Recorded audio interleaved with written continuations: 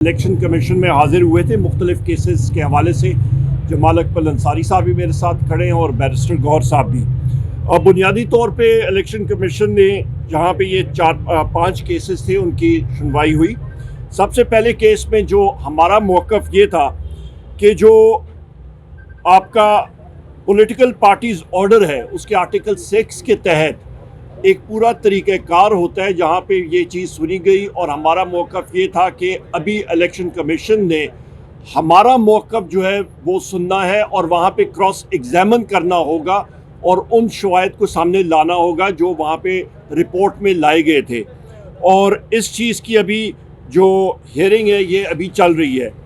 दूसरी अहम चीज़ थी ये अली गौहर बलोच साहब MNA ने इमरान खान साहब के ख़िलाफ़ केस फाइल किया था और उस पर उन्होंने कहा था कि जी स्टेटमेंट्स एट्सेट्रा जो हैं वो पूरी तरह या गलत बयानी की गई थी, वो उन्होंने विड्रॉ अस खुद उनके वकील के ज़रिए हो गया है।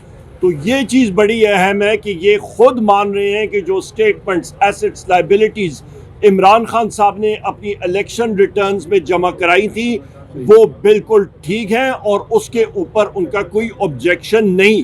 तो हाथी के दांत कुछ और होते हैं, खाने के कुछ और होते हैं। मुस्लिम लीग नून के एक सेटिंग MNA जब खुद ही अपना केस वापस लेते हैं तो उसका मकसद ये होता है कि उस केस के अंदर कोई ऐसी चीज़ नहीं है और इमरान खान साहब के एसेट्स और लाइबिलिटीज़ बिल्कुल वैसे हैं जो उन्होंने डिक्लेयर किए हैं। और जो ये तोशा खाना का इन्होंने एक ढोंग रचाया हुआ है वो भी टोटल सिर्फ फ्रॉड पे मबनी है।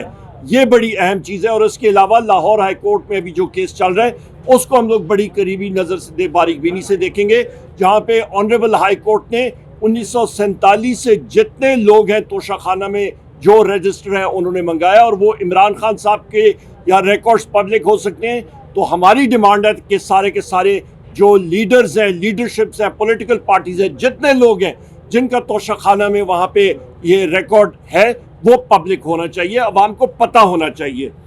तीसरी अहम बात आ जाती है कि सबमिशन ऑफ इलेक्शन रिटर्न्स। ये मेरे पीछे एक्स MNA अनवर ताज साहब, मलिक अनवर ताज साहब भी मौजूद हैं। इन्होंने भी इमरान खान साहब के लिए एज कवरिंग कैंडिडेट और वहाँ पे इलेक्शन एजेंट के तौर पे भी काम किया। वो इलेक्शन रिटर्न्स जो हैं वो सबमिट हो चुकी हैं। बीच में इमरान खान साहब पे एक कातिलाना हमला हुआ, कुरम का इलेक्शन लेट हुआ और मैक्सिमम वहाँ पे पेनल्टी एज सच नहीं है इलेक्शन कमीशन के कवानीन में। और ये डिसीजन जो है ये रिजर्व हो गया। मैक्सिमम ये होता है कि जी आप कैंडिडेट का नाम नोटिफाई नहीं करते हैं, तो वो जमा हो चुका है इलेक्शन डिस्ट्रिक्ट रिटर्निंग ऑफिसर्स के पास। वो शवाहिद जो हैं बैरिस्टर गौहर साहब ने इलेक्शन कमीशन को प्रोवाइड कर दी हैं। जजमेंट जो है वो रिजर्व है और इंशाल्लाह ये चीज़ भी क्लियर हो जाएगी। ये चौथी चीज़ जो है आपका जमाल अकबर अंसारी साहब को आया है कि removal of chairmanship of Pakistan Tehreek Insaf. Jamal Ansari साहब आप क्योंकि डील कर रहे हैं इस पर बात कर लीजिएगा प्लीज़। ये बात कर लें फिर कर लीजिए प्लीज़। इस पे हमें इलेक्शन कमीशन से एक नोटिस आया था जिसमें कोई उन्होंने रीजनिंग नहीं दी थी और उसकी प्रिलिमिनरी हेयरिंग के बाद उन्होंने एक सेकंड नोटिस चेयरमैन साहब को भी इशू किया था। इन दोनों केसेस पे हमारा केस और नवाज शरीफ का केस फ़र्क है। इमरान खान साहब को सिर्फ एक सीट के ऊपर जो 2018 के इलेक्शन में मियां वाली की थी उस पर डिस्क्वालीफाई किया गया है। बाकी इलेक्शन उन्होंने जीते हैं और उनके नोटिफिकेशन हो रही है। सो इट इज़ नॉट उसके नवाज शरीफ साहब का केस और इमरान खान साहब का केस बिल्कुल मुख्तलिफ है।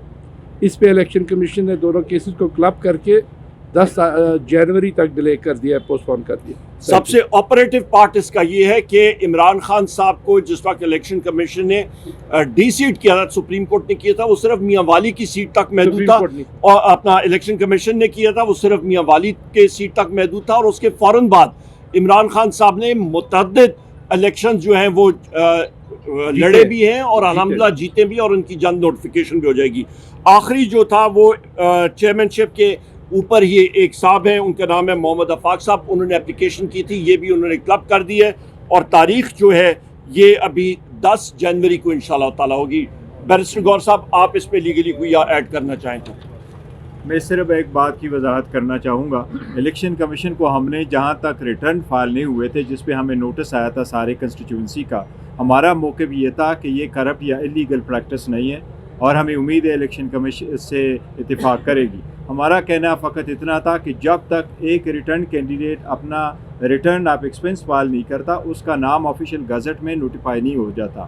ایز شارٹ آف اٹ اس کے پاس اور اس کی کوئی کنسیکوینسز نہیں ہے. یہ ہمارا اس کے ساتھ تھا. باقی جو کیسز ہے ان شاء اللہ تعالیٰ اس کی ہیئرنگ 10 جنوری کو ہوگی. ایک چیز کی صرف کلیریفیکیشن کروں, آفاق صاحب والے کیس پہ ابھی آرڈر ریزرو ہوا ہے. آفاق والے کیس پہ عمران خان صاحب کو نوٹس نہیں ہوا ہے.